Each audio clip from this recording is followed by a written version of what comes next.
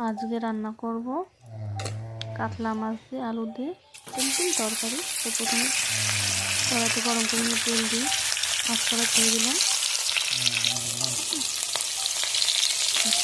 ভাজা হচ্ছে, উল্টে দিচ্ছি।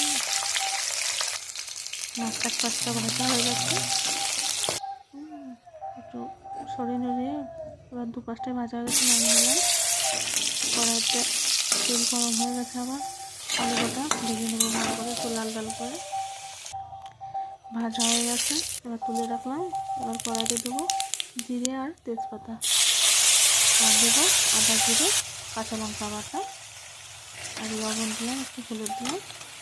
একটু নাড়িয়ে নিয়ে কেটে রাখা টমেটো দিয়ে নেড়ে করে ভালো করে কষিয়ে নেব। ভালো করে কষানো হয়ে গেছে, এবার আলুটা দিয়ে ভালো করে কষিয়ে নেব। তাই কষানো হয়ে গেছে, এবার গরম জল করে রেখেছিলাম, গরম জলটা দিয়ে দিলাম, দিয়ে নেড়ে চেড়ে ঢেকে দেবো। জলটা ফুটে গেলে মাছ কোটা দিয়ে দেবো। জল ফুটে উঠেছিল, মাছটা দিয়ে দিলাম। একটু লবণটা চেখে গেলাম, একটু লবণ লাগতো তাই লবণ দিলাম। আবার জিরে গুঁড়ো দিলাম, একটু কুচনো ধনে পাতা দিলাম। রেডি আমার সিম্পল তরকারি।